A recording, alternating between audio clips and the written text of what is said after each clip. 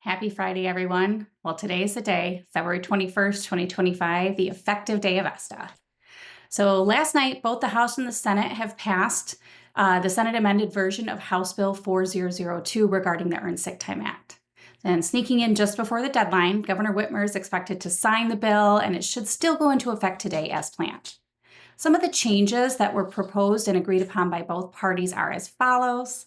So the definition of an employee has been clarified to exclude U.S. government employees, independent contractors, unpaid trainees or interns, and any youth employed under the Youth Employment Standards Act. The small business definition has been refined. It is now defined as employers with 10 employees or less, and that measurement is determined by measuring the number of employees on payroll during any given week in the current year or prior calendar year. As a small business, they only have to offer 40 hours of paid earned sick time. They have now eliminated the requirement for providing additional unpaid time on top of those 40 hours. What's also nice is they've delayed the effective date for small businesses. Compliance is now required by those companies on October 1st of 2025.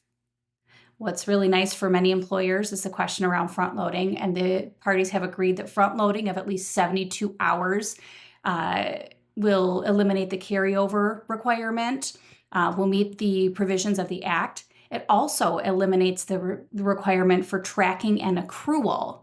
So if you decide to front load, tracking and accrual is no longer required. They also held that front loading does not require payout at separation. For those of you with part-time employees, you can still use the front-loaded approach and prorate the amount based upon the estimated hours that the part-time employee is likely to be scheduled within that year. However, you will want to keep an eye on that, because if they do end up working more hours than they are estimated to work, you're still going to have to true them up once they hit that hour, the number of hours they would have accrued under the prorated amount, and start providing them with 1 hour for every 30 hours worked if they've exceeded that.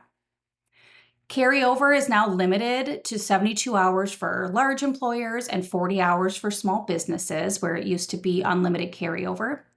If you do front load, the carryover is not required. So again, it eliminates that carryover requirement for those that decide to front load. The initial waiting period of 90 days for new employees to use their time has been extended to 120 days. If an employee does leave employment, separates employment, and you rehire them within 2 months, you are required to reinstate their ESTA accrued bank. If it is longer than 2 months, what used to be a 6-month window, now if it's longer than 2 months, you can treat them as a new employee subject to the accrual standards and waiting period. For those of you that are including earned sick time as part of your PTO program or doing the one bucket approach, so long as you make that time available for use for ESTA qualified reasons or any other purpose, you're considered to be in compliance with the Act. However, you are allowed to limit the amount of time used for ESTA qualified reasons to that 72 hours, and then the remaining time can be subject to whatever other PTO requirements you have.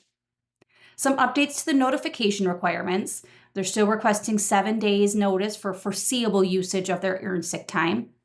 If the need for that time is unforeseeable, employees need to notify you either as soon as practicable or in accordance with your policy on using sick time. So if you are notifying the employee at time of hire of the policy and requirements that allows your employee to provide notice after they're aware of the need to use sick time, you can hold them accountable to your standard practices for other leaves.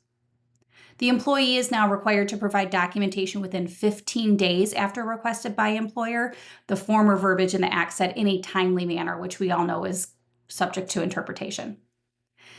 The amended Act now, or the amended bill, redefines the pay rate for earned sick time to be their hourly wage or base wage, which is much simpler than the prior verbiage, because this allows you to eliminate overtime pay, holiday pay, bonuses, commissions, supplemental pay, piece rate pay, tips, and gratuities. So you don't have to look at that prior pay period to determine what their average wage is. You can assume or use their hourly wage or base wage, whichever is higher.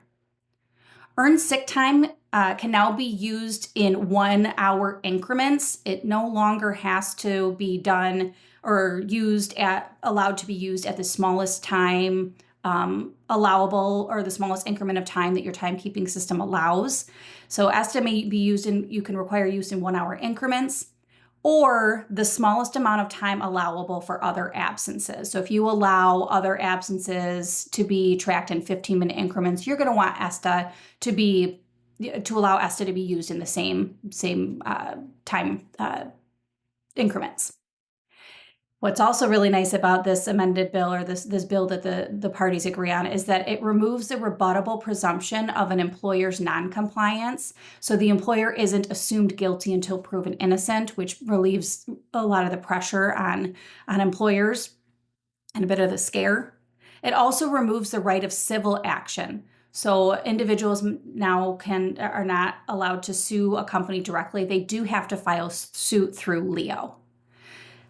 This is applicable, all of these provisions are applicable to organizations that are in business today or that have been incorporated as of today. For any new businesses, if any of you are thinking of starting a new business or spinning off, new businesses will have 3 years to comply with these requirements.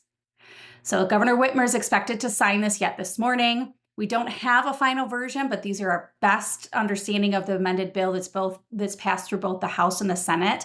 And we're always here to help you interpret how this may impact your policy or any updates or changes you want to make before you communicate to your employees today, since it is still effective today.